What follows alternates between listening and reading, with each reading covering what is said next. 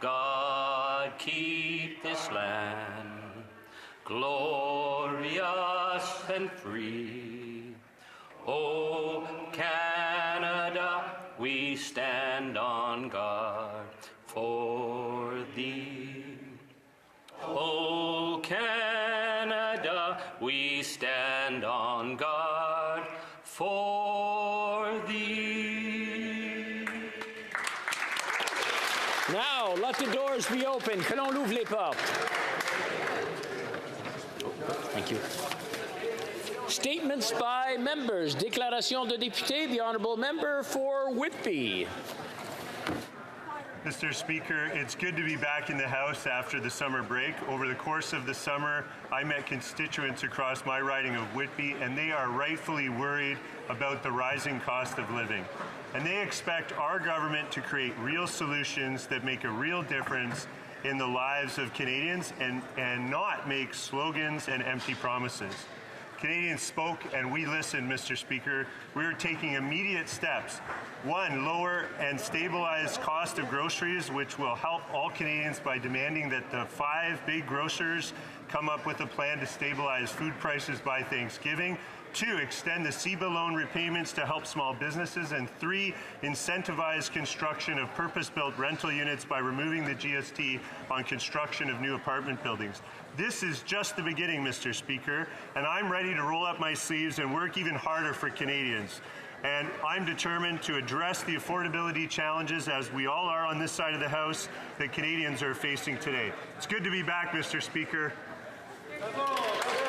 The honourable member for Red Deer Lacombe. Mr. Speaker, I rise today to mark the 9th National Hunting, Trapping and Fishing Heritage Day, which is celebrated on the 3rd Saturday in September every year.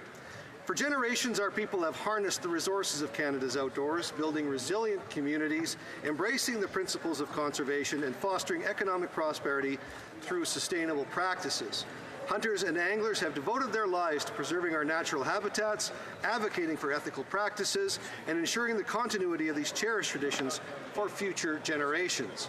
Unfortunately, after 8 years, these Liberals have undermined our cherished heritage through attempts to ban hunting rifles and blaming hunters for their rise in gun crime. Conservatives understand the important role hunters, trappers, and anglers play in both our economy and in conservation of our fish and wildlife. Conservatives, and only Conservatives, will always protect the ability of Canadians to hunt, fish, and trap for generations to come. Way to go. The honourable member for Windsor-Tecumseh. Mr. Speaker, my community of Windsor-Tecumseh is rising. Hundreds of workers are building the Stellantis battery plant that will soon employ 3,000. Last week, I joined the Minister of Housing to officially open Meadowbrook Lane, the first affordable housing project in our community in 30 years. And that same day, the Minister and I stood on the deck of the Gordie Howe International Bridge as it nears completion. Over 9,000 workers have now worked on the largest infrastructure project in Canada. And this summer, the iconic Parks Canada beaver appeared in Ojibwe with a sign that says, soon to be the home of Ojibwe National Urban Park. Mr. Speaker, with strong Liberal investment, my community is thriving. And at the heart of that optimism are workers. And as our auto workers mobilize to fight for their fair share, we stand with them today, tomorrow, and always. The honourable member for Beauport-Limoilou. Mr. Speaker, our capitals are champions for the second time in 2 years in the Ligue Frontière. They won the championship against the Evansville Otters. Once again, baseball fans responded with a new crowd record. 166,916 fans attended games during the season. This 9th title in 24 years is the result of the talent and hard work of the players and the entire organization, who delivered moments of pure magic. I would particularly like to highlight the extraordinary work of manager Patrick Scalabrini and President Michel Laplante. I'd also like to take this opportunity to wish a happy retirement to David Glaude, who did great at the end with a home run. Congratulations to the whole team, the whole organization, and once again, thank you for making us proud. The honourable member for Gatineau. Thank you, Mr. Speaker. It's the National Week of Trees and Forests, and the forestry sector has shaped the history of the Ottawa region. In 1926, CIP built the Gatineau newsprint mill on the Ottawa River and the Gatineau River. From then on, thousands of workers came to find work here. And it's on these pillars of heritage and identity that the city of Gatineau was born. The Gatineau plant has changed its names several times over the course of its history. It continues to be a major figure. It is now part of the Paper Excellence family, which has committed to supporting the company's long-term growth. This is great news for our 120 dedicated workers, members of Unifor. So I would like to salute the courage and great resilience of the employees over the years at the Gatineau plant, of whom I and we are very proud. Happy Forestry and Tree Week, Mr. Speaker. The Honourable Member for Montmagny, Lizla, Kamouraska, Rivière-du-Loup. Mr. Speaker, after 8 years of this government, everything is broken in this country. Inflation is already hurting families, and food prices are now expected to rise by 34% over the next 2 years. Successive interest rate hikes have doubled mortgage payments. 1 in 2 Canadians lives paycheck to paycheck. And what is this government doing? It persists with its plan to increase the carbon tax. Worse still, the Bloc is blindly supporting it. They want to radically increase the carbon tax. Do you know what radical means? Absolute, drastic. That's what the Bloc Liberal Coalition is all about, making everything more expensive, absolutely and drastically. You can't get more out of touch than that. To all families in Quebec and Canada, know this: it's expensive to vote Bloc. And remember, a Conservative government will bring back common sense by abolishing the Bloc Liberal tax to bring prices back down. The Honourable Member for Vancouver Centre. Mr. Speaker, this last weekend marked 20 years since the first North American safe injection site, InSite, opened in Vancouver. Since 2003, it has proven to be a lifesaver with 1.7 million visits. I want to shout out to those who looked at the positive evidence of harm reduction seen in Europe and took a chance on a pilot project with the Portland Health Society that proved successful. The catalyst was then Mayor Philip Owen, who convinced 2 other levels of government to sign the Vancouver Agreement. The MP for Vancouver East was the provincial minister, I the federal, and all 3 of us together with UBC's Dr. Montana, Kerr, and O'Shaughnessy, who headed the pilot project, took a political risk based on evidence. 18 months later, we saw 100% of lives saved and knew it was all worth it. It still is. The Honourable Member for Milton. We lost a dear friend last week at just 34 years old, my pal from Pemberton, Liam Fisher. Liam was a fellow paddler who recently moved to Grenada to pursue his dream of becoming a doctor at St. George's University. He was not content with just being the fittest guy in the lower mainland of Vancouver. He dreamed of doing more, helping more people, and he aspired to help people as being a doctor. Liam used to own a gym in North Vancouver. He once raised over $22,000 by flipping a 300-pound tire for over 10 kilometers to raise money for cancer research. He did that for his sister, Riva. Tragically, this week marks 6 years since Riva lost her battle with cancer. One of Riva's friends shared this quote after she passed 6 years ago. "Grief, I've learned, is really just love. It's all the love you want to give but cannot. All that unspent love gathers up in the corners of your eyes, the lump in your throat, and that hollow part in your chest. Grief is just love with no place to go." To Riva and Liam's parents, Hugh and Hillary, on behalf of the Canadian paddling community, we are so sorry. We love you so much. The Honourable Member for Carlton Trail, Eagle Creek. Mr. Speaker, let me tell you about the leader of the Conservative Party of Canada. Many know him as the common sense leader our country needs. His school teacher parents know him as the boy they adopted and raised in their modest home in the suburbs of Calgary. His dad knows him as the son he took to early morning hockey games. His neighbors know him as the boy who used to deliver their morning newspaper. His children know him in Francais, Espanol, and English as Papa. and his colleagues know him as someone who is fighting hard every day for Canadians. So when Pierre says it doesn't matter who you know or where you're from, but rather who you are and where you're going, these aren't just empty words. He's lived it. Common sense, let's bring it home. The honourable member for St. John's East. Speaker, with a population of just 500, the municipality of Pauline and St. John's East may be small in size, but they are big on addressing the pressing issues of climate change. Perched on the edge of the Atlantic Ocean, Pauline understands the threat of our changing climate and extreme weather events better than most. The town recently hosted their 3rd annual Climate Action Day, bringing together the local council and residents of Pauline with a shared determination to reduce carbon emissions through consistent and well thought out actions. Pauline has set a high standard for all of us to emulate, and they are true champions for change. And if our smallest communities can make significant strides in reducing the carbon footprint, then it is incumbent upon us all to collectively challenge communities, both big and small, to follow suit. Climate change requires all of us to act, and Pauline's exemplary leadership serves as an inspiration to us all. Hear, hear. The honourable member for Charleswood, St. James, Assiniboia, Headingley. In June, the finance minister said Canada's plan to bring down inflation is working. She called it a milestone moment, taking credit for the reduction. Yesterday, we learned inflation has gone up to 4%, an increase of 43% since she made those comments. Now inflation is higher here than in the United States. Mortgage payments are up 151% to $3,560. Rent has doubled. Before this Prime Minister took office, it took 25 years to pay off your mortgage. Now it takes 25 years just to save for a down payment.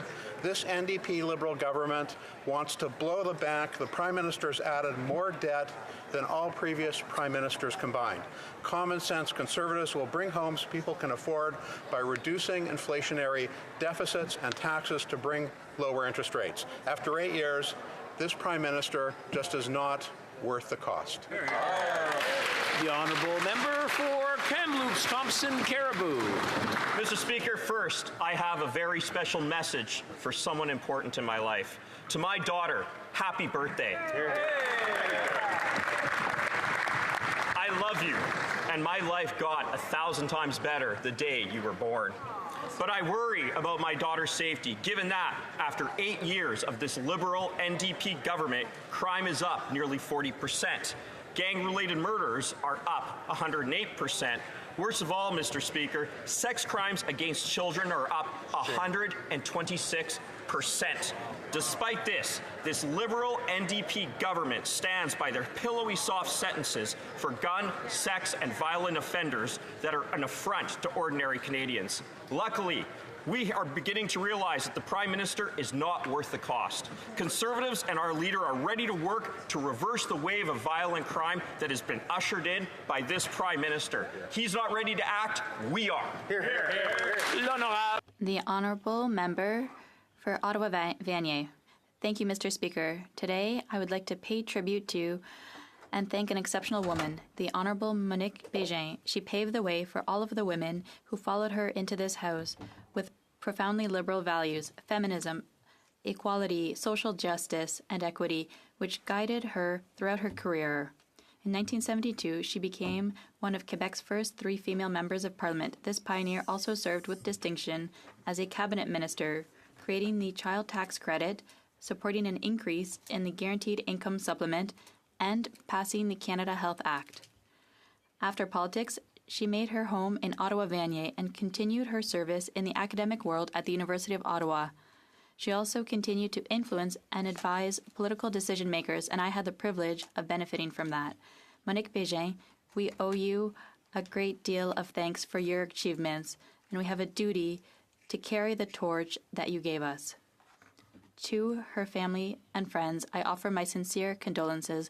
Rest in peace. Thank you. The honourable member for Winnipeg Centre.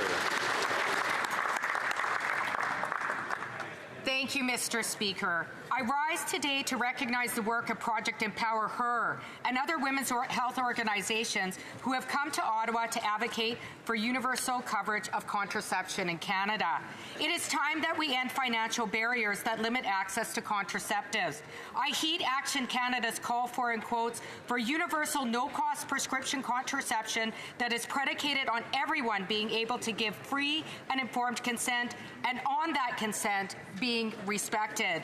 And to, in quotes, see an end to forced sterilization and discrimination in the healthcare system. End of quotes. It is time to put in place a national pharmacare strategy that includes free contraceptives. It is time to get rid of the cost barriers that limit an individual's right to choose. It is time to respect people's bodily autonomy, including the right to reproductive choice. And it's time to recognize reproductive rights as human rights and ensure free access to contraceptives in Canada. Thank you, Mr. Speaker. The Honourable Member for Belleuil-Chambly. Mr. Speaker, it's only natural that Quebec should see itself as more than just a province, since it was conceived by giants. Giants like Jacques-Yvan Morin, who passed away on July 26th. Leader of the official opposition in 1973, of just 6 elected members of the Parti Québécois who 3 years later would transform Quebec. Then he was Deputy Premier of Quebec under René Lévesque, Minister of Education, of Cultural and Scientific Development, then Intergovernmental Affairs. Jacques-Yvan Morin was at the forefront of writing our national history. A renowned jurist, trained at great schools like Harvard and Cambridge. A distinguished academic, the first career professor of international law at the Université de Montréal. He belonged to that rare breed of illustrious Quebec intellectuals who, at that time, totally devoted themselves to the service of Quebec. On behalf of the Bloc Québécois, I offer my condolences to his wife Elisabeth Galland-Morin, his son Étienne, and all those who loved him. Thank you, Jacques-Yvan Morin, giant of Quebec's history and pioneer of its future, where younger generations can now reap the rewards. The Honourable Member for Leeds, Grenville, Thousand Islands, and Rideau Lakes. Instead of celebrating this harvest season, farmers across Canada are shuddering at the thought of their first carbon tax bill. When the NDP Liberal government triples the carbon tax, farmers will be forced to pay $150,000 in additional taxes, all for the crime of working hard to feed this country. And the NDP Liberal government's punitive tax is felt all the way from the farmer who grows the food, the trucker who moves the food, to the Canadian who eats the food if they can afford the food. Onions up 60%, cabbage up 70%, carrots up 74%, even potatoes are up 68%. After 8 years of this Prime Minister's, families will pay more than $16,000 more for groceries this year alone. With food banks from Victoria by the Sea, Prince Edward Island, to Victoria, British Columbia, lined up out the door, Thanksgiving is going to be tough. The NDP Liberal carbon tax is truly farm to table, and this Prime Minister is not worth the cost. The Honourable Member for Aurora, Oak Ridges, Richmond Hill. Mr. Speaker, I'm proud to rise as the MP for Aurora, Oak Ridges, Richmond Hill to speak on gender equality, a fundamental issue for so many in my riding and all of Canada. Today marks the midpoint of Gender Equality Week, and in this place, we are just about midpoint to gender equality. Over 100 years have passed since women could run for office, yet we are still only 30% of women MPs, but more than 50% of the population. As Liberals, women make up over 36% of our caucus. Our policies encourage women to run. We address the barriers they face. We unequivocally support women's rights. But the official opposition has less than 18% women in their caucus, a caucus which is certainly not unanimous in its support of gender equality or a woman's right to choose. In honor of Monique Bégin and other trailblazers like her, we must keep moving forward towards a just and equal society and not let regressive forces take us back.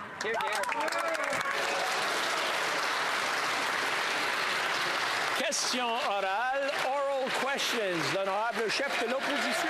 The Honourable Leader of the Opposition.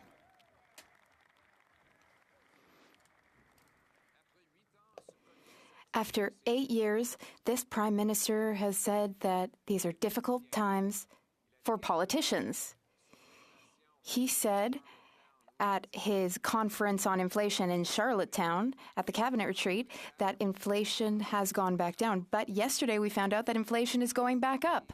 And in fact, the finance minister declared victory in the fight against inflation. But since that declaration of victory, inflation has risen by 43%, which forced the Bank of Canada to raise interest rates for Canadians who are the most in debt of any G7 citizens.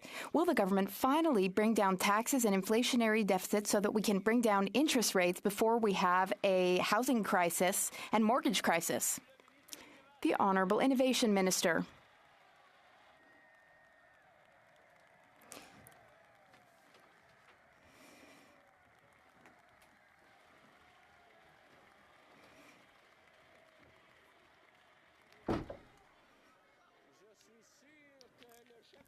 Now, I'm sure that the opposition leader would like to hear the answer.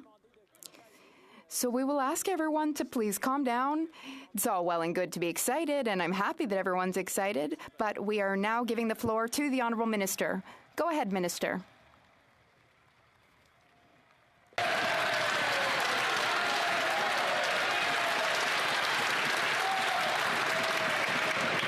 Allez-y.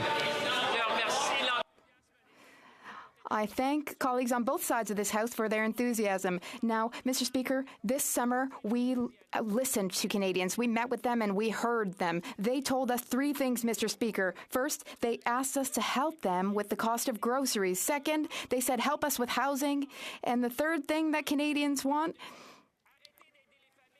they did not tell us stop helping families, stop helping the vulnerable. They did not say that. That's not what they want. Mr. Speaker, Canadians who are tuning in, they know that this party will always be there for them, but they're starting to understand that the Conservative leader is not there for them and he's too risky for Canada. The Honourable Opposition Leader. Wow. The Liberals, for the first time, seem to be happy with the person leading them during question period.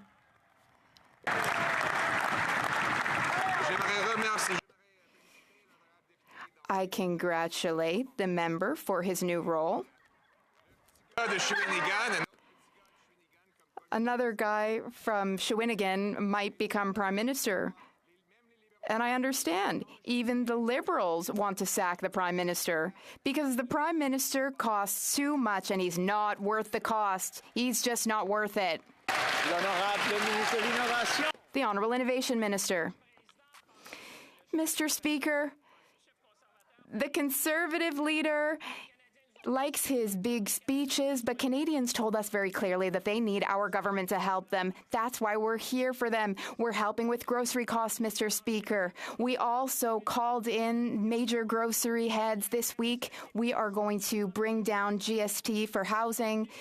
We are going to take action to help Canadians, Mr. Speaker. Canadians are tired of hearing the Conservative leader's slogans. He takes too many risks. He's too risky and dangerous for Canada, but we are there for Canadians, and we always will be, Mr. Speaker. The Honourable Opposition Leader. Speaker, at his recent retreat in Charlottetown, the Prime Minister said that life is really tough for politicians. Today he's off for another trip to New York for 3 days to give a couple of speeches and burn a whole lot of fuel. At the same time as he raises carbon taxes on Canadians for the crime of driving to work and feeding their families. Yesterday, inflation was up and way up. It is accelerating. It is higher than in the States and in Japan, which could drive up interest rates. Will he balance the budget and axe the tax to bring inflation and interest rates down? Yeah. The Honourable Minister of Energy. Thank you. Thank you, Mr. Speaker.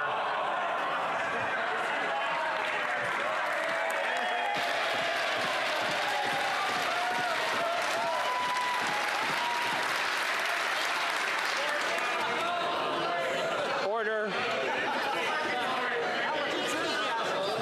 Order. Order. Order.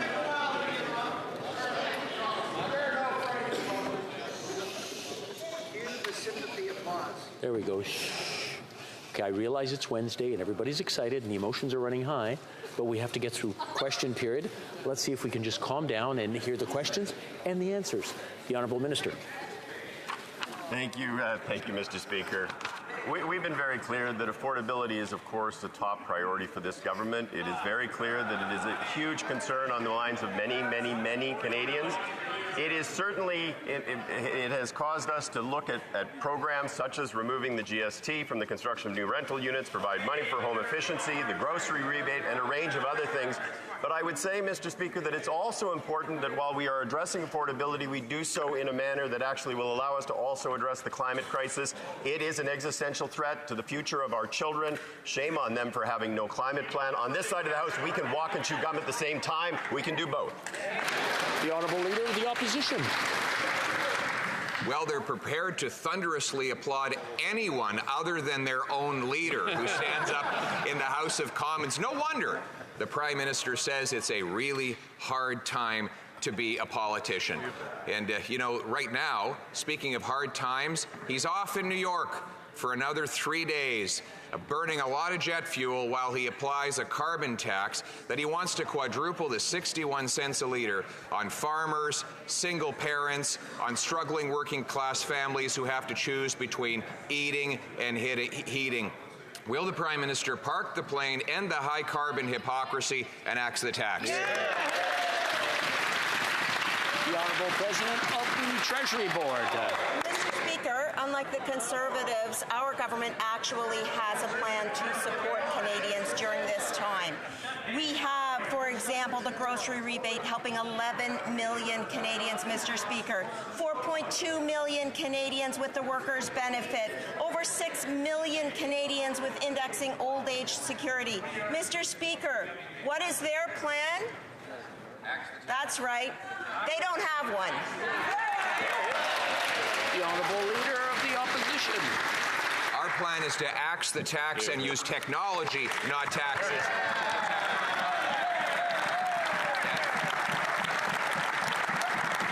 It's really incredible that this high-flying, high-carbon hypocrite is jetting around the world at the expense of Canadian taxpayers at the same time as he raises fuel taxes on everyday Canadians.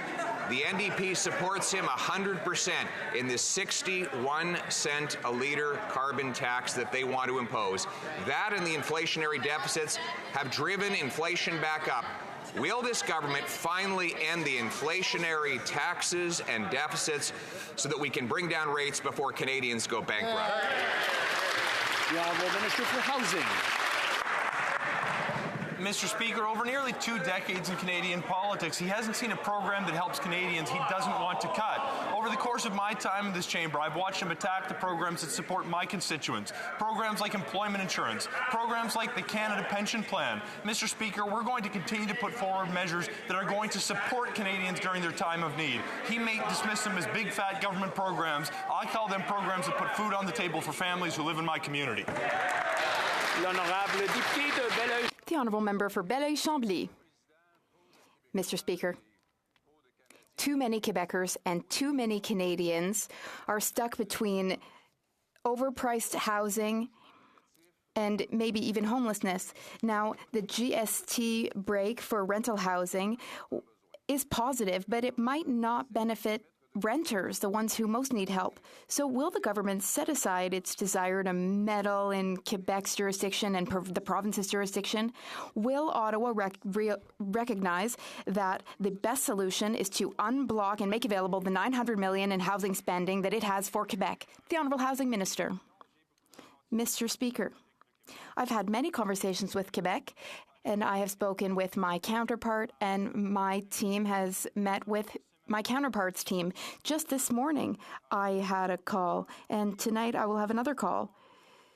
We, of course, share my colleagues' priority to bring down housing prices in Quebec and to build more housing in Quebec and everywhere in Canada. That's essential, and I will continue my efforts. I will continue to work with my Quebec counterpart, and I will continue to work with Quebec. The Honourable Member for Belleuil-Chambly. Canada needs to stop with the meddling and interference. Canada needs to help the least well-off when it comes to rising prices and housing prices. Ottawa needs to build housing so that Ottawa is not contributing to inflation. Ottawa is spending billions, giving billions to the oil and gas industry. Shouldn't Ottawa rather stop subsidizing oil and gas and then use that money to increase old age security, to also stop discriminating against seniors aged 65 to 74, and also invest in social housing? The Honourable Natural Resources Minister. Of course, we must fight climate change.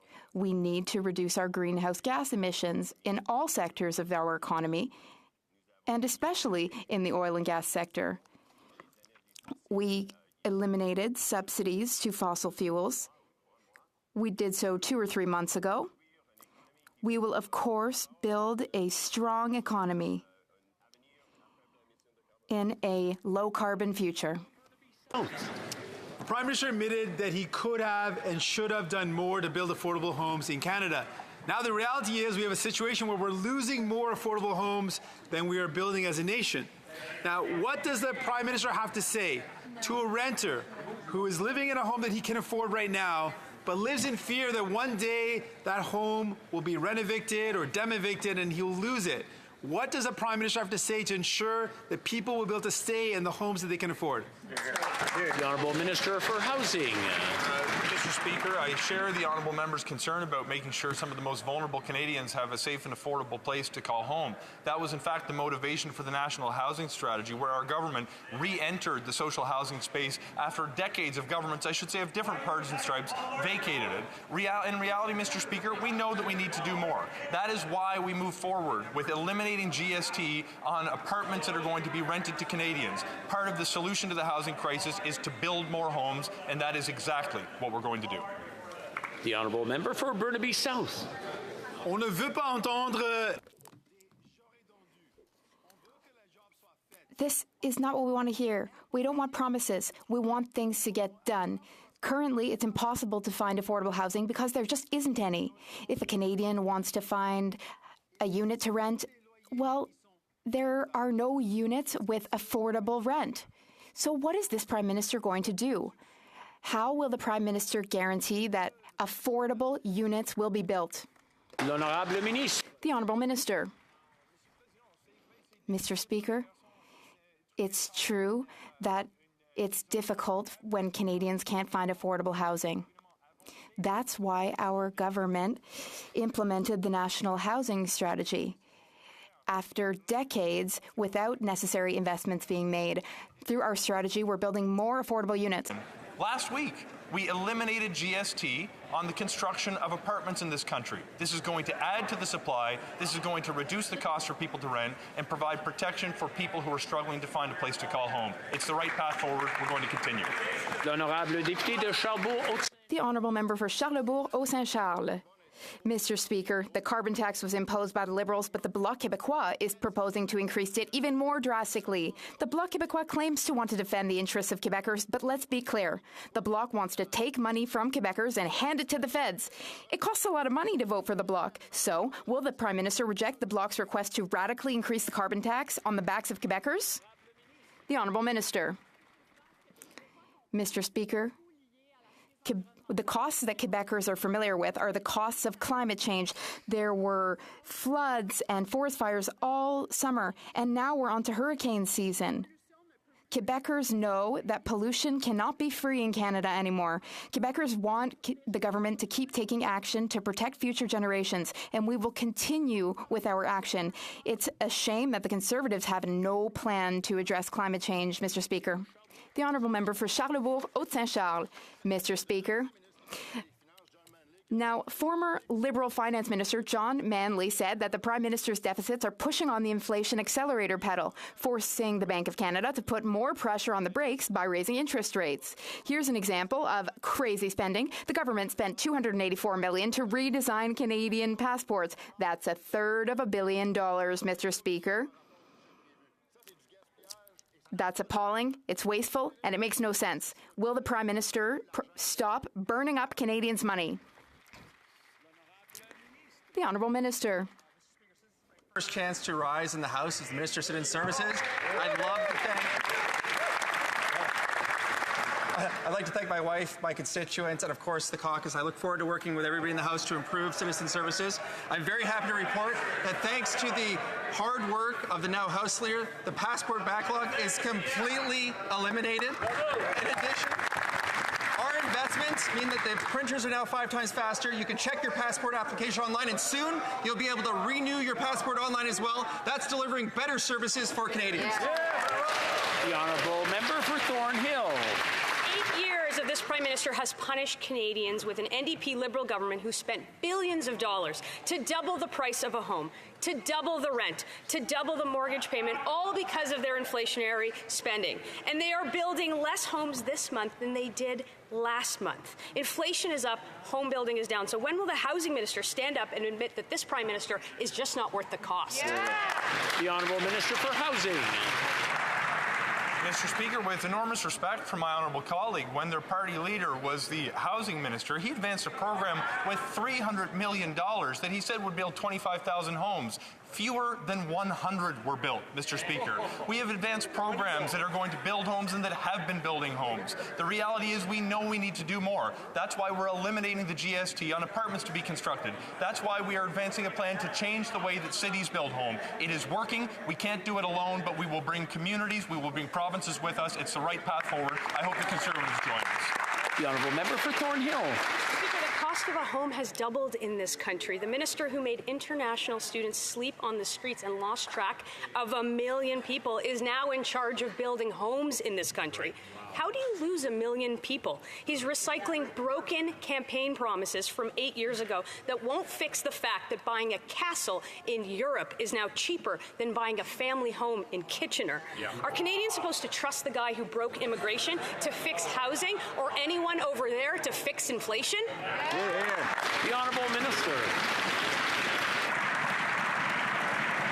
Mr. Speaker, with respect, I think it's very dangerous when any member of this House starts playing politics with immigration. With respect, if the Conservatives think that breaking the immigration system is tied to the fact that we have welcomed...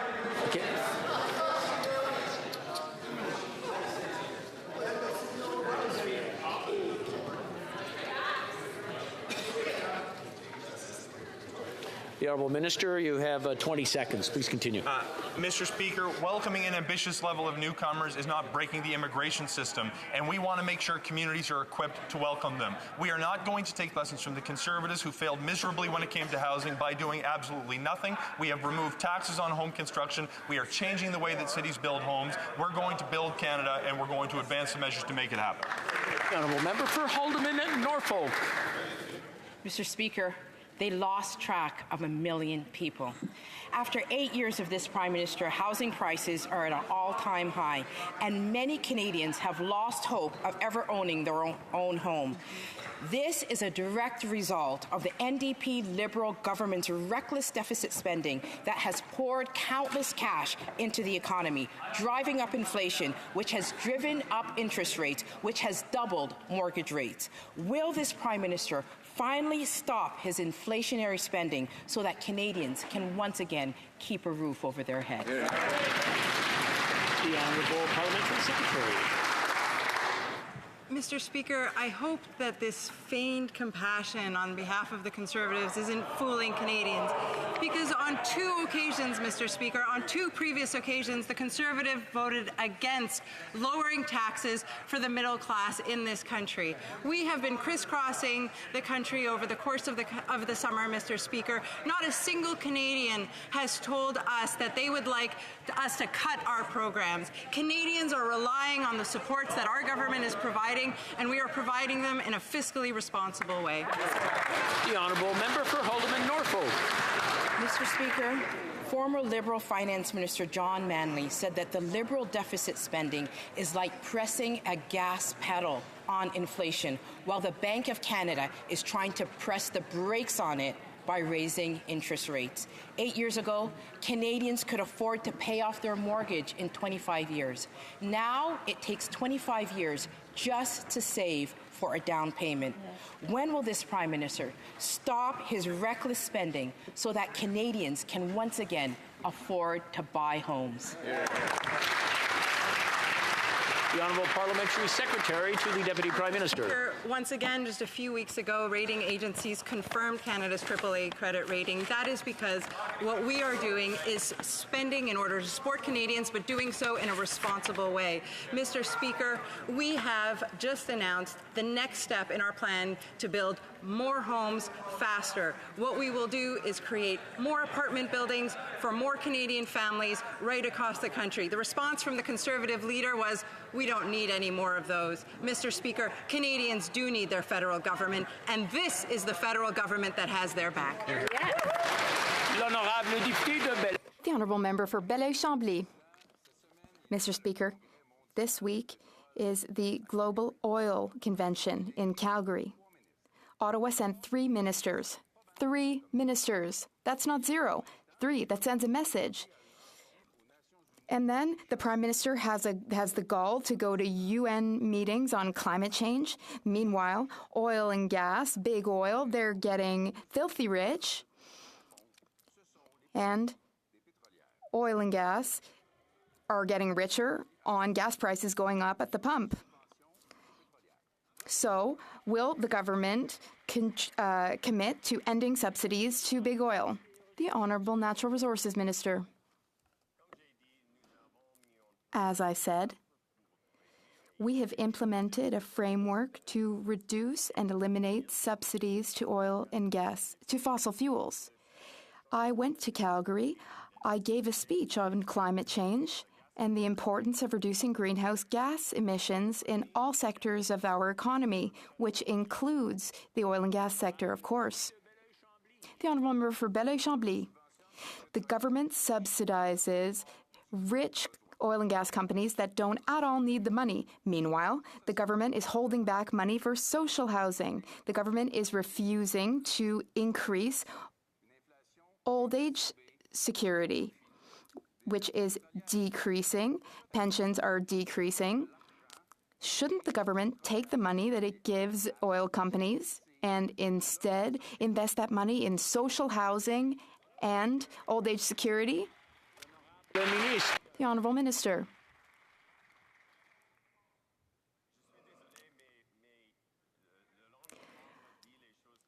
The Honourable Member is saying things which are not true.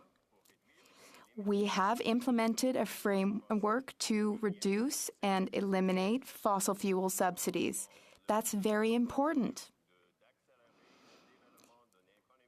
We need to speed up the development of a prosperous economy for a low-carbon future. The Honourable Member for Mégantic-L'Érable. Mr. Speaker, if we tax vegetable growers, if we tax the farmers who transport the vegetables and the processors too, all those taxes, well, prices will inevitably rise everywhere in the country for groceries. Meanwhile, half of Canadians are struggling to get by from one paycheck to the next, and the Bloc Québécois Liberal Coalition feels that you're not paying enough. The Bloc Québécois not only supports carbon taxes, but its MPs want to drastically increase carbon taxes. Why are the Liberals and the Bloc Québécois joining forces to make Quebecers poorer? The Honourable Innovation Minister.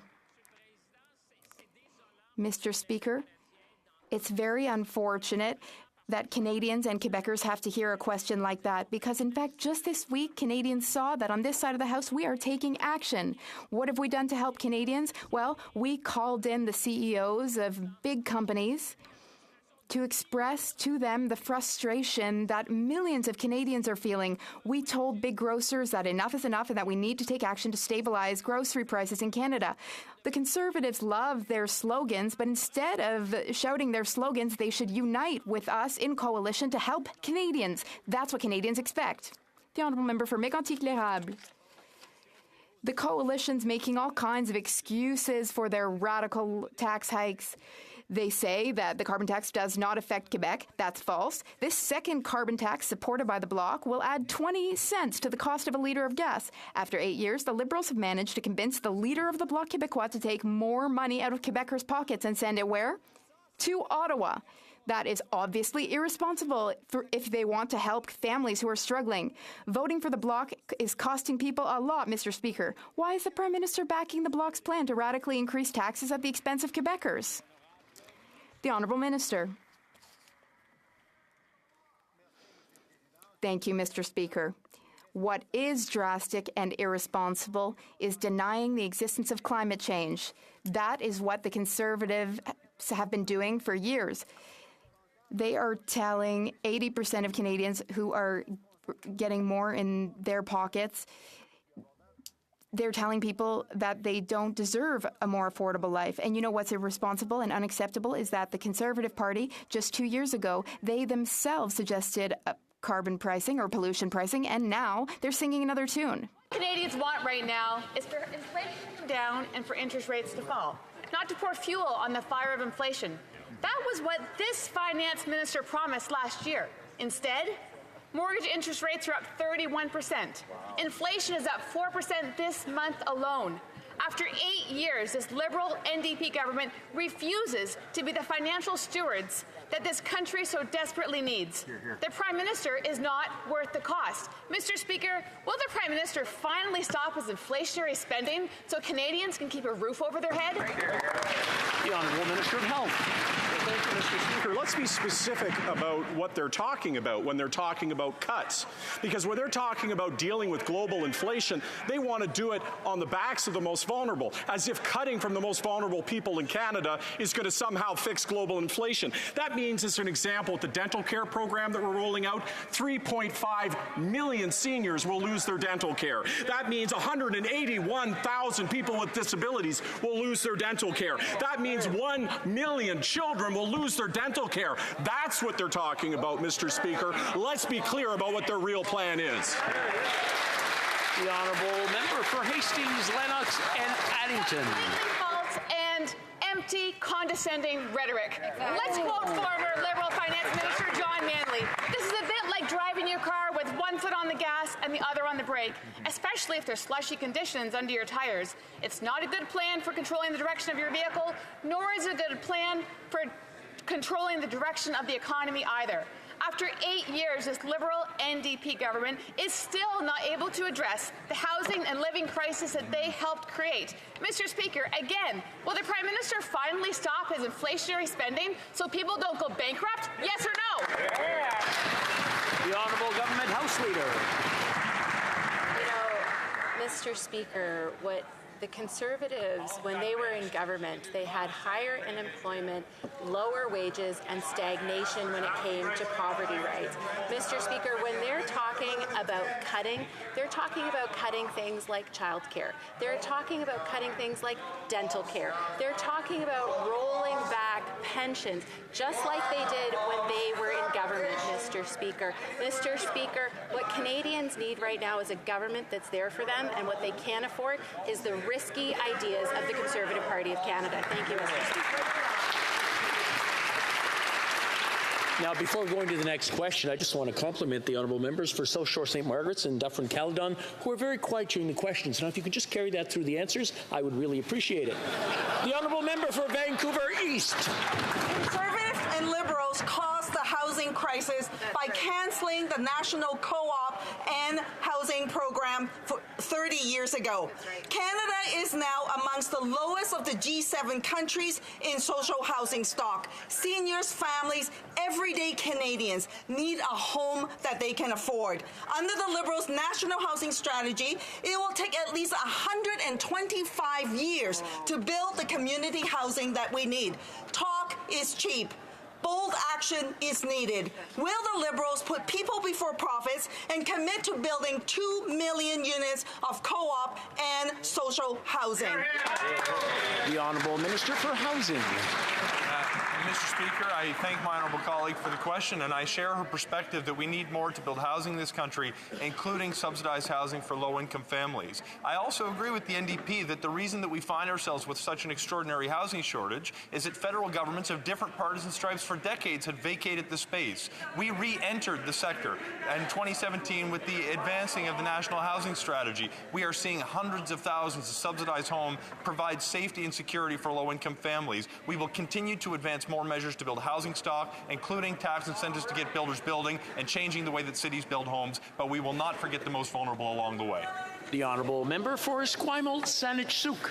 Mr. Speaker, as Canadians, we should be making sure that all our kids feel safe, loved, and supported. But right now, anti-trans demonstrations across Canada are making this impossible, especially for trans kids.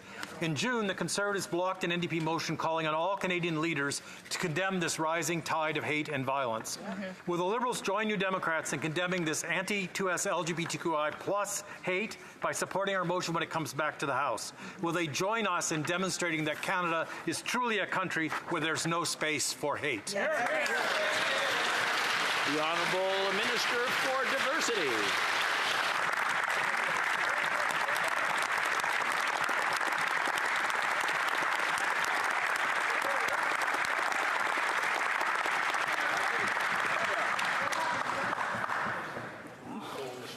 Mr. Speaker, and a special thank you to the member across for his work, his advocacy, and his lived experience. Absolutely, we stand with trans and queer youth, and as I reflect on what has happened outside these walls today, the marches that we see, I remind everybody that as a parent, I understand the need for parents to be at the center of their kids' lives. But I also very much understand the need to center trans and queer kids and make sure that they are heard, make sure that they have safe spaces. To those kids, we're with you. We hear you. I have spoken to them across. The honourable member for Etobicoke Centre.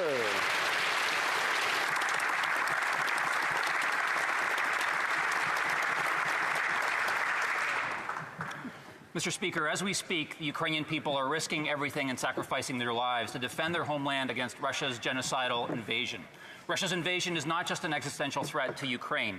It is also the primary reason for food and energy price inflation here in Canada and around the world, and it is a major threat to global security and to Canada's security. So Canada must stand with the Ukrainian people until they win. Could the Minister of National Defence share with Canadians what Canada is doing to support the brave people of Ukraine? The Honourable Minister of National Defence. I'd like to begin by thanking the member from the Etobicoke Centre not only for his question, but for his exceptional leadership in support of the Ukraine. Mr. Speaker, in the face of Russia's unrelenting brutality and aggression, Ukrainians have fought back with remarkable strength and courage, and Canada continues to stand with them. Canada has already provided over $1.8 billion in military aid, and earlier this week, Mr. Speaker, while visiting our soldiers in the United Kingdom who are training Ukrainian soldiers, I announced that Canada will contribute $33 million to a British-led air defense partnership. And this investment, Mr. Speaker, will equip Ukraine with the tools that they need to defend their skies and to protect critical infrastructure. Canada and our partners and allies will always support Ukrainian friends in the comprehensive military they need to fight. The honourable member for Dufferin-Caledon. Yesterday, I was at the International Ploughing Match, which was in my riding, and I spoke with farmers all across Canada. What's their number one concern? The carbon tax. Whether it's drying grain or driving their combine, the carbon tax is crushing Canadian farmers. And when farmers pay more, Canadians pay more at the grocery store. And after 8 years of paying more, Canadians can't afford this Liberal government. Will they come to their senses and axe the tax? The Honourable Minister of Agriculture. Mr. Speaker, being a farmer, I understand the trouble and the difficulties farmers have. Imagine going to your potato field and having to take a bulldozer with you to pull the potato harvest. In the prairies, not enough rain to grow a crop. Fiona blew our barns down and killed our dairy cattle. They blew the wharves to pieces. That is why we as a government have invested in the climate change and will continue to invest to make sure that farmers and the country itself can grow crops and be able to have fishing and harbours and everything. The honourable member for Dufferin-Caledon.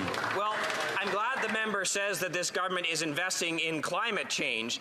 What they have is investments in a tax plan, because if it was a climate plan that was going to fix climate change, Carbon Tax 1 and Carbon Tax 2 would have actually done something, Mr. Speaker.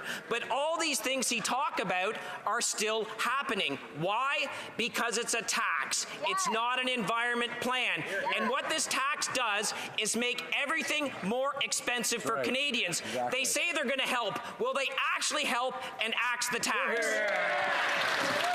The Honourable Parliamentary Secretary.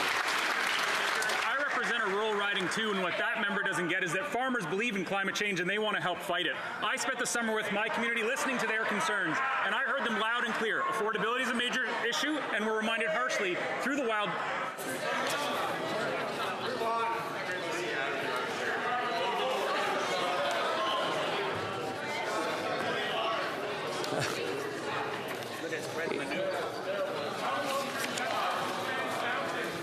The Honourable Member for Dufferin-Caledon would like to hear the response to his answer. I'll let the Parliamentary Secretary continue, please. Please, everyone, listen so that we can all have an idea of what the answer is. Please continue. Thanks very much, Mr. Speaker. And like I was saying, like the member, I live in a rural riding too. And unlike the Conservatives, I spent the summer talking to my constituents and hearing their concerns, and I heard them loud and clear. Affordability is a top issue, but we're also reminded harshly through extreme weather events throughout the summer that fighting climate change is more important than ever. We have a plan to address both, Mr. Speaker. That's important, environment and climate change, as well as affordability. But the Conservatives don't have either. Our climate action incentive sends more money back to... The Honourable Member for Foothills. Once again, the Liberal Agriculture Minister claims that farmers support the carbon tax. How out of touch can a minister be? Only 2% of Canadian farmers think the Liberals even support agriculture because they know this Prime Minister is unaffordable. Farmers can't afford to pay close to $1 billion in carbon taxes. They can't afford it when diesel goes up 70 cents a litre. They can't afford to pay more in fertilizer and feed and higher interest rates. Does the Liberal Agriculture Minister truly support quadrupling the carbon tax on farmers, truckers, and processors, knowing the consequences means higher food prices for Canadians? Honourable Minister for Agriculture. And I appreciate my honourable question, but the fact of the matter is farmers are fully aware of what's taking place in this country. Hurricane Fiona blew down our barns, killed our cattle. Temperatures went to 50 below zero, extreme winds over 200 kilometers an hour, blowing everything to pieces, Mr. Speaker. Farmers fully understand that that adds cost to everything, and in fact that is why this government has and will continue to invest in climate change and to make sure we stand with farmers. We have and will continue to stand with our farmers. The Honourable Member for Beauce. Mr. Speaker, the Prime Minister and his partner, the Bloc, are driving up food prices by continuing to support the carbon tax. Because yes, the second carbon tax does apply in Quebec, unlike what the Bloc tries to claim. Input costs are going up for our farmers, and transport costs are skyrocketing. And can you believe that the Bloc wants to drastically increase the carbon tax? Yeah, voting for the Bloc is very expensive. Can the Prime Minister tell us if he's going to listen to the Bloc's demand to drastically increase the tax? The Honourable Minister of Transport.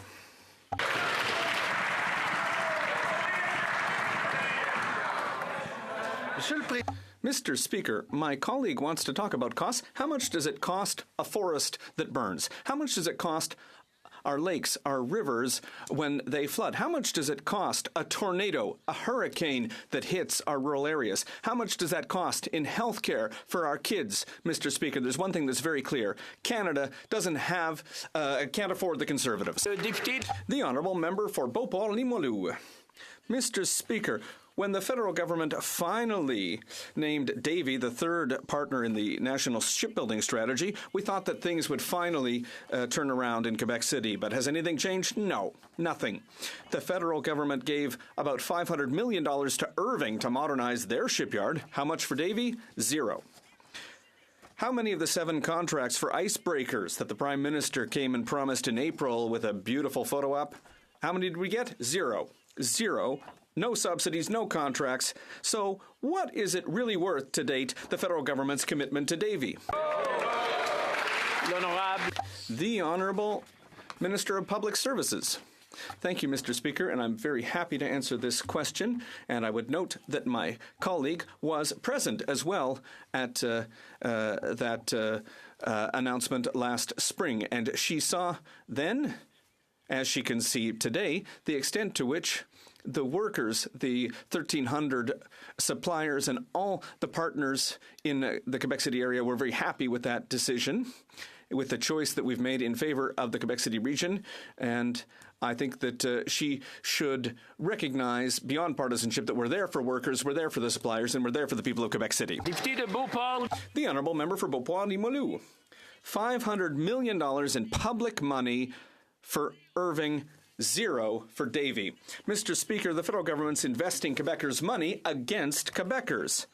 But we're getting down to work. Davie and the government of Quebec invested together $840 million to compensate this federal injustice. Despite Ottawa's inaction, Davie is ready, Mr. Speaker. This government promised $8.5 billion in contracts last April. 1,800 jobs depend on it. When are these contracts going to show up? We want a date. The Honourable Minister. Thank you, Mr. Speaker. I would be very happy to brief my colleague on this. I think that she forgot what we presented last spring, and I think she's forgotten that the contracts are already in place. There are about 1,000 workers in the shipyards right now. There are going to be contracts for the next 20 to 25 years with thousands more workers that are going to be hired. And of course, there are tens of thousands who are going to be working for the 1,300 suppliers. This is great news for the Quebec City region. I would ask my colleague to celebrate along with us. Colchester. Mr. Speaker, every member of this House receives emails, letters, and phone calls explaining how unaffordable life has become due to the NDP Liberal government's punishing carbon tax. Right. After 8 years of this Liberal Prime Minister, everything costs more, and of course inflation on basic necessities such as food continues to rise.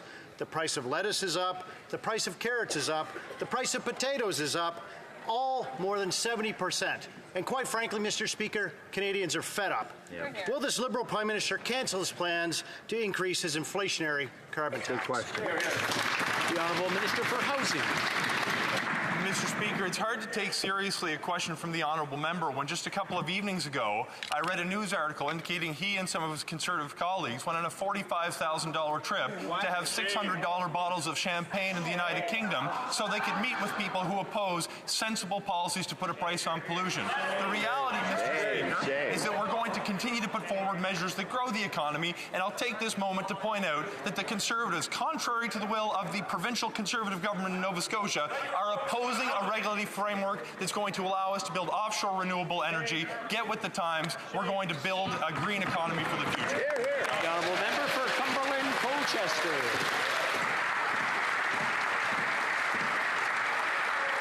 Mr. Speaker, what this Liberal government would like to do is deflect from those things that are very important to Canadians, like their inflationary carbon tax.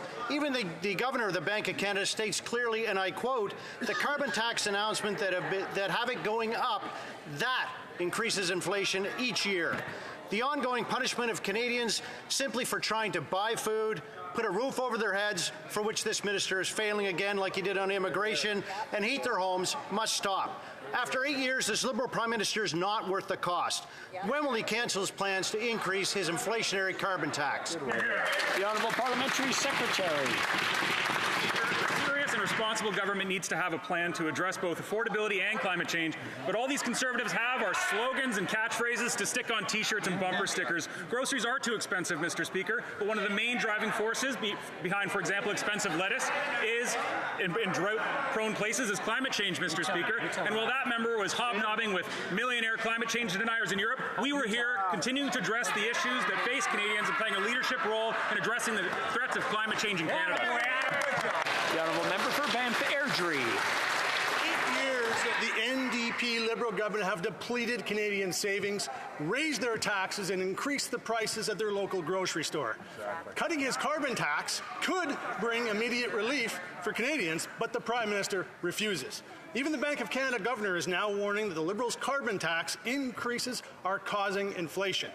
So the policies of this Prime Minister aren't worth the cost, and Canadians know it. So will he finally side with Canadians and cancel his inflationary carbon tax increases? The Honourable Minister for Natural Resources. Thank you, Mr. Speaker. As I've said in this House a number of times, the price on pollution was put in place in a manner where 8 out of 10 families get more money back than they pay in terms of the price on pollution. But I would have to say that the hypocrisy coming from that side of the House is unbelievable. The last Conservative government in which the Leader of the Opposition was a minister proposed cap and trade, which is a form of pricing pollution. In the last election, the Conservative Party and everybody in this chamber ran on putting a price on pollution. Now the Conservative Party campaigns actively against on pollution. How do the Canadian public believe anything these people have to say? I want to remind the honourable members to place their questions and answers through the chair, just to keep some decorum in the chamber. The honourable member for Pontiac. Mr. Speaker, we're talking a lot about affordability right now, but we also need to build an economy that's going to create good jobs and great quality of life for Canadians. In the Outaouais region, Mr. Speaker, we have extraordinary potential in eco and recreative tourism, and I'd like to know what the Minister of Tourism is planning to do to help us meet our full potential in the Outaouais. The Honourable Minister of Tourism. Thank you, Mr. Speaker. The member for Pontiac is right. Tourism is an economic engine in our regions, and that's why the government, through Economic Development Canada, has provided $700,000 to 8 Outaouais businesses to help them improve their tourist accommodation offering. We want people to come. We want them to be able to stay more than just one day, Mr. Speaker. I invite everyone, by the way, to explore the Outaouais because there are all kinds of ecotourism activities in place, and I'd like to thank the member for Pontiac for all the work she's doing on economic development in our regions. Simcoe. Mr. Speaker, new documents show the Liberals billed Canadians more than $250,000 for a 3-day cabinet meeting supposedly focused on tackling inflation. Instead of coming up with any real plans to make life more affordable, this out-of-touch Prime Minister and his cabinet spent their time eating expensive meals at high-end restaurants. Inflation is out of control, but the Liberals won't stop living large.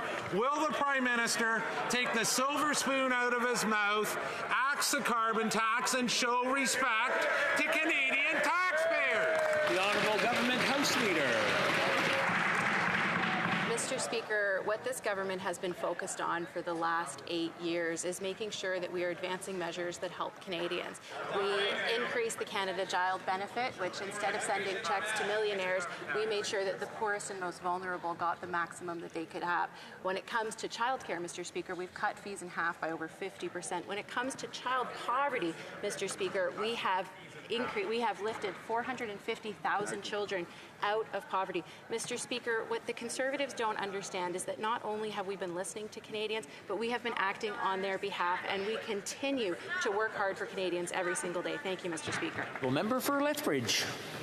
And yet somehow life is less affordable than it has ever been. Yeah. Because there's this punitive thing called the carbon tax that the Liberals have applied to every single heating bill of Canadians, every single grocery bill of Canadians, every single fuel cost that Canadians incur at the pump. Yeah. And Canadians are struggling to make ends meet. And this government doesn't care. Yeah. There is a very tangible action that can be taken on behalf of Canadians, and that is to scrap the tax. When will this government find themselves on side with the Canadian public and finally get rid of the punitive carbon tax? The Honourable Government House Leader.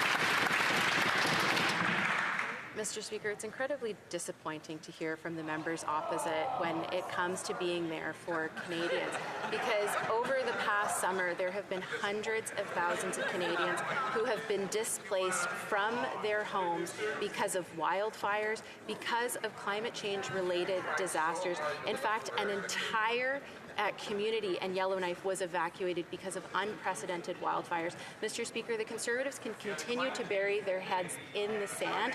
We are going to continue to act to fight climate change because this is existential. Our job as a government is to protect Canadians, and we will continue to do that. Thank you, Mr. Speaker. Honourable Member for Lethbridge.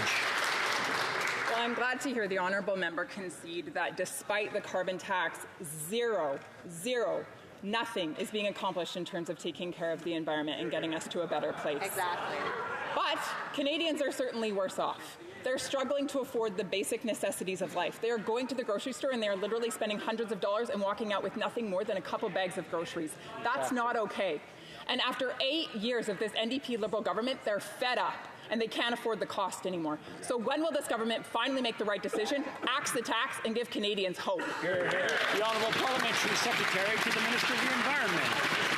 2023, and if you don't have a plan to address climate change, then you don't have a plan for affordability or for the economy either. And it's clear that these Conservatives, every single idea they put forth makes it clear that they're out of touch. In fact, the only recommendations that these Conservatives have put forward would cut social programs. I'm talking about things that actually support Canadians, like Canada Child Benefit, like childcare, like dental care, like the Guaranteed Income Supplement. The Conservative plan to fix global inflation by cutting people's services and benefits, Mr. Speaker, that's no plan at all. It's irresponsible, it's risky, and it would put Canadians, families at risk. The member for Yukon. Mr. Speaker, small businesses are the backbone of communities across our country, making up 98% of all businesses and employing 2/3 of Canadian workers.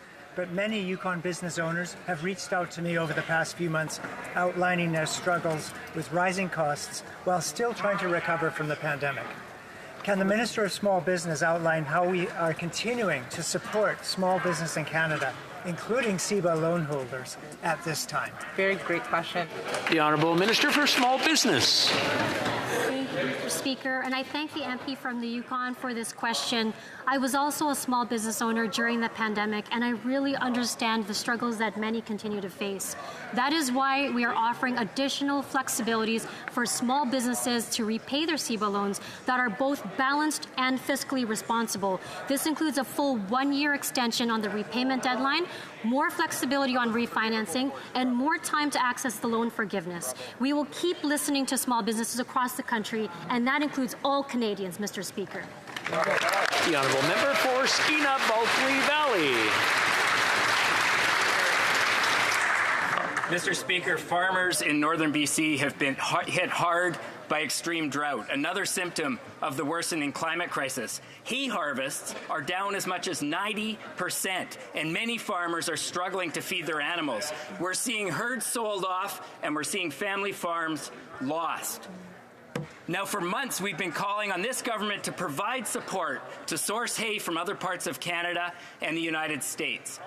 Local governments are waiting, provincial government is waiting, and farmers are waiting for this minister to finally come to the table. The question, how long are they going to have to wait? Hear, hear! The Honourable Minister of Agriculture. Thank you, Mr. Speaker. I appreciate my honourable colleague's question and fully understand the stress that the farmers are under. And as he's fully aware that his government, the provincial government in BC, has applied or sent the papers into my department, and we're analysing the situation. And as soon as it's done, we'll make sure the farmers are compensated. That's what the business risk management plans are for, to make sure we're able to help farmers in difficult situations. We will and will continue to do so. Honourable Member for Kitchener Centre. Mr. Speaker, since last fall, I've been pressing the federal government to provide emergency support to the Kitchener-Waterloo Symphony, who may have to close their doors because ticket sales haven't returned to pre-pandemic levels. I was told in question period back in February that a solution would be found. When nothing was done 2 months ago, myself and 4 other Waterloo Region MPs wrote to the PM imploring the federal government to step in with one-time support. We haven't heard back, and on Monday, the Symphony canceled its entire upcoming season. Will the federal government step in to ensure the Symphony avoids insolvency? The Honourable Minister for Canadian Heritage. Mr. Speaker, we've been in active touch with the organization about their ongoing financial struggles. Recovering from the pandemic remains a challenge for performing arts organizations, which is why we took extraordinary measures to support them during the pandemic. Absolutely. We continue to support arts organizations through a range of programs, and we'll work with the organization to see how our programs could support them. Thank you, Mr. Speaker. I'm afraid that's all the time. C'est tout le temps que nous avons aujourd'hui. That's all the time we have today for question period. The Honourable Member for Belleuil-Chambly is rising. On a point of order, Mr. Speaker, if you seek it, I believe you will find unanimous consent for the following motion. I move, whereas all parties have agreed to the parameters for establishing a public and independent commission of inquiry into foreign electoral interference on Canadian soil, and whereas all parties have agreed to the appointment of Justice Marie-Josée Hogg as Chief Commissioner of this inquiry, that all parties and parliamentarians cooperate fully in this inquiry. All those opposed to what the honourable member moves will now say nay. Okay? The House has heard the motion. That all those who oppose the motion, please say nay. Carried.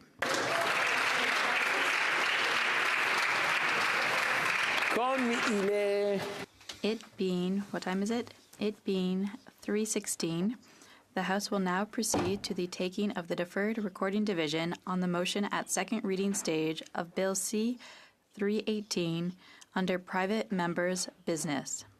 Call in the members.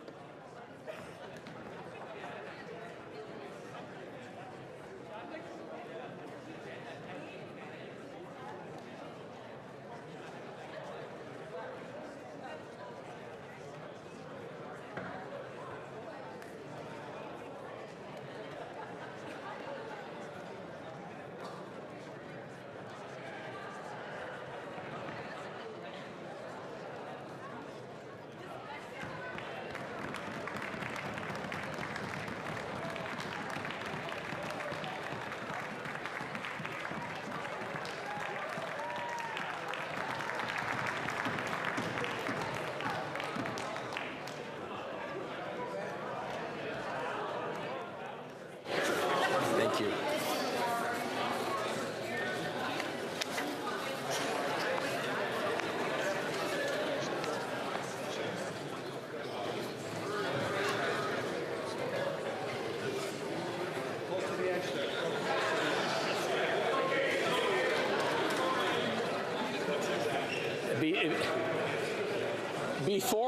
Before I start the vote, I want to remind everyone, and I'm sure everyone is in their seats, we must be at our seats to vote, so I'm sure everyone is there.